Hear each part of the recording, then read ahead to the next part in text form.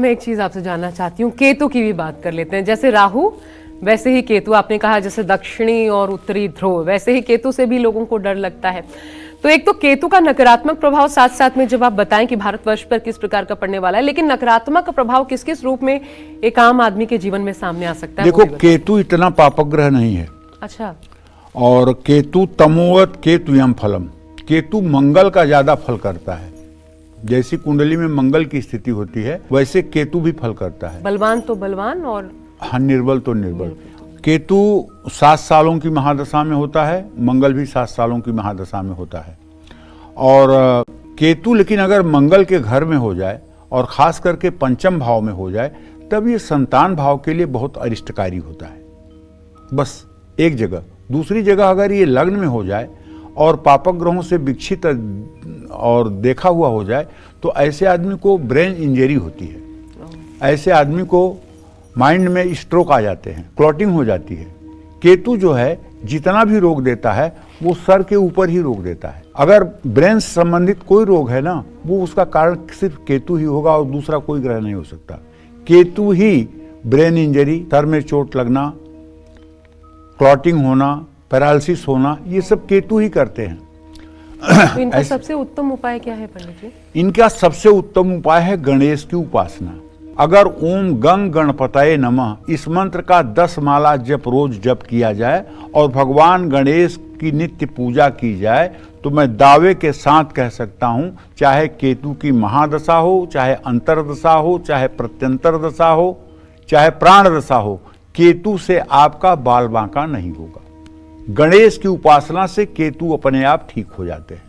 घर के किसी सदस्य के लिए भी किया जा सकता है? बिल्कुल किया जा सकता तो है। 108 जो माला होती है उसी को 10 बार 10 बार ओम गंग गणपतये नमः इस मंत्र का 10 माला जप अगर रुद्राक्ष की माला पर ज्यादा नहीं 125 दिन कर दिया जाए तब भी केतु के बुरे प्रभाव से मुक्ति मिल सकती है। तो आसान उपाय है। आसान उपाय है, आसान उपाय है, लेकिन जिससे बात करो पूजा पाठ की तो लोग पहले 2 बात कहते हैं।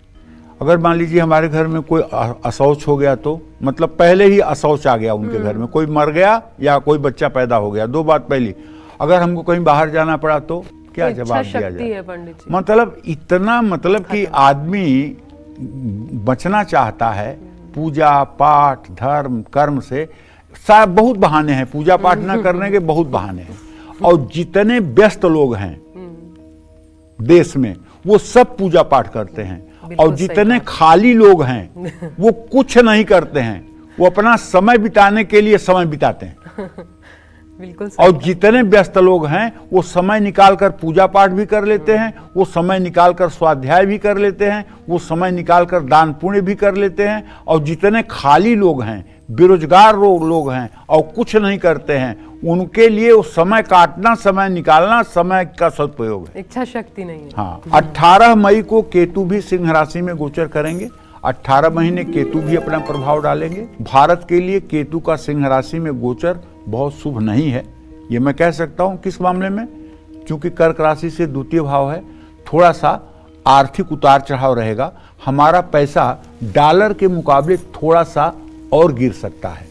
बाकी चीजों में कहीं प्रॉब्लम नहीं आएगी, लेकिन विदेशी मुद्रा के अनुसार हम थोड़े से हल्के पड़ेंगे, ये हो सकता है। क्योंकि हमारे विकास की रफ्तार इस साल बहुत तेज रहने वाली है। इस साल हमारे विकास की रफ्तार बहुत तेज होने वाली है, क्योंकि जो ग्रहों का गोचर मैंने अध्ययन किया है संहिता के आधार पर, माने भारत में कंस्ट्रक्टिव वर्क जो होंगे, नए प्रोजेक्ट जो है बहुत ज्यादा शुरू होंगे और बहुत तेजी से उन पर काम होगा। अरे वाह, 5वीं से तीसरी अर्थव्यवस्था का लक्ष्य। हाँ, एकदम पूरा हो जाएगा मुझे लगता है। क्या बात है जी।